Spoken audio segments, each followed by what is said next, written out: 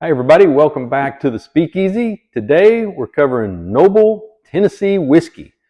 Now this is their regular Tennessee whiskey, handcrafted, small batch, 90 proof, so I believe that's 45%. Yes, 90 proof. And it does not give you a lot of information on the bottle other than saying it's bottled by Knobel Spirits in Columbia, Tennessee.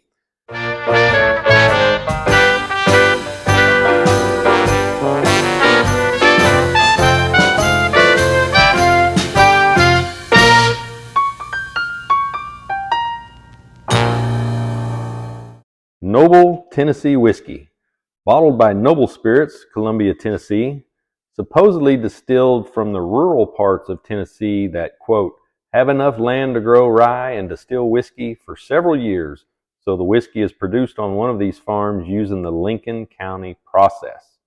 The Lincoln County process is immediately after distilling the whiskey, it's charcoal filtered and aged for approximately 5 years in hand-toasted New American oak barrels. And I did look on the site, and it does say that it is distilled and bottled in Tennessee. It just doesn't tell you where it's distilled at, the rural parts. But the cost of this bottle is about $65, depending on where you buy it. It is handcrafted, small batch. It is a blended whiskey made from a relatively small number of selected barrels. Well, blended whiskey could be as few as 2 barrels. It could be 200 barrels. As this is small batch, I wouldn't say it's 200 barrels. Probably, maybe in the single digits, most likely. So the mash bill is undisclosed on this one. Don't know exactly how they mix it up. Although, like I said, it does sit for 5 years in hand-toasted New American oak barrels. According to the site, you should have a rich honey color. I would say that it is probably lighter than honey, depending on where you get your honey. If I can find my honey. So like this honey here, that honey is a lot darker than that. And this says 100% honey. So, you could have honey that is much lighter, much darker. Got a lot of whiskeys back here that are darker than that one. Just for example, here's Russell's. You can tell a difference. Russell's is darker amber color. You got others that are going to be just as light. Traveler, those are actually pretty close to each other. Traveler may be slightly darker, but sometimes that's good, sometimes that's bad. It can give you an indication of how thin, I guess, how weak it is. But it is bottled at 90 proof, so let's give it a shot.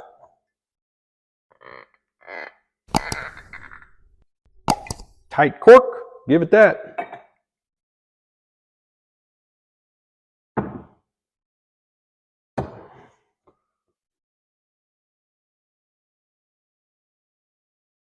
And it does smell very, very light.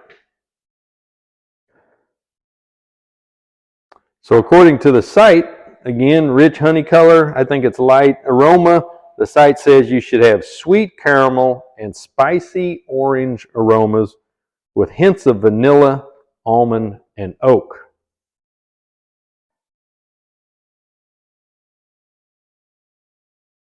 Now I get the vanilla and oak.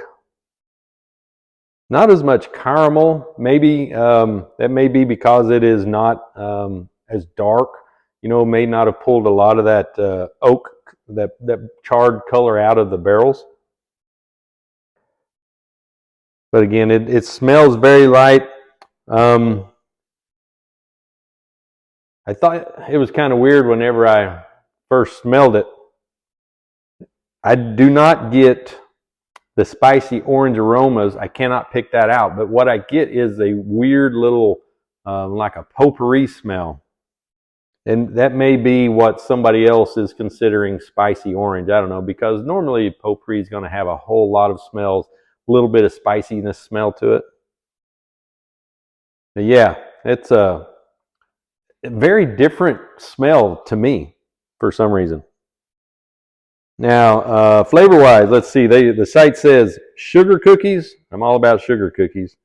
Ginger and fall spices.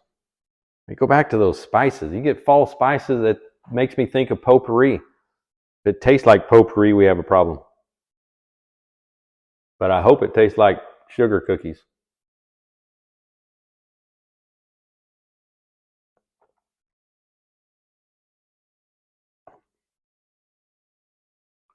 Very light in the mouth. Not hot, spicy, no burn. I do not get sugar cookies, unfortunately. Now on the finish, I'm starting to get more of a little bit of a spicy note. It makes me think of snickerdoodles rather than sugar cookies, which is kind of odd, but what they say on the finish? Long, sweet, and spicy, reminiscent of apple pie. Okay, well, let's see. I don't know what all snickerdoodles have in it other than, baking spices, cinnamon or whatever, which could lend towards an apple pie type flavor, I guess. It's got some sweet, some, like I said, a little sweet, a little spicy on the finish. It's not real long finish in the mouth. I have a little bit longer finish in the back of my throat. Pretty good, though.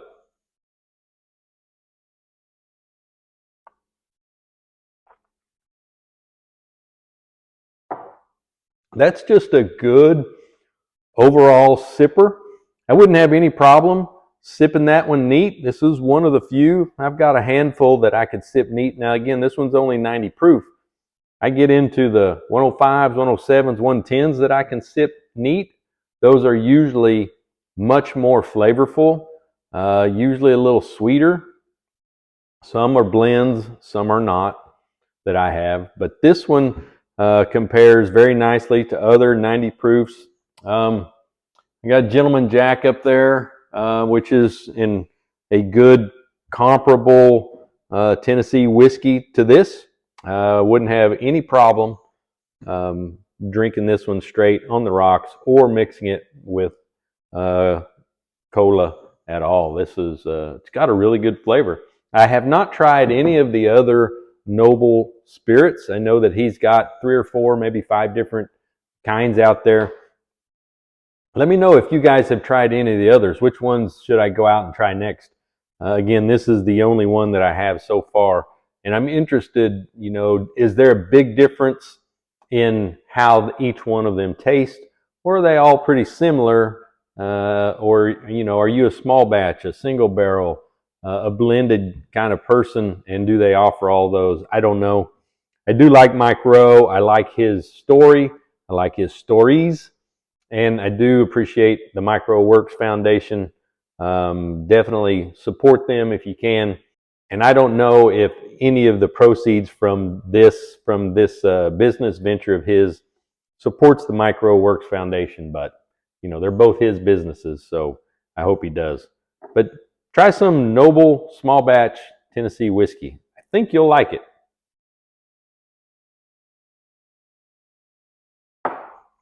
Hey, thanks for watching. Appreciate you guys. Please give me a thumbs up, like, share with your friends and family. Be sure to subscribe, hit that reminder bell. Come back and see us next time. See what I'm going to try out here in the Speakeasy.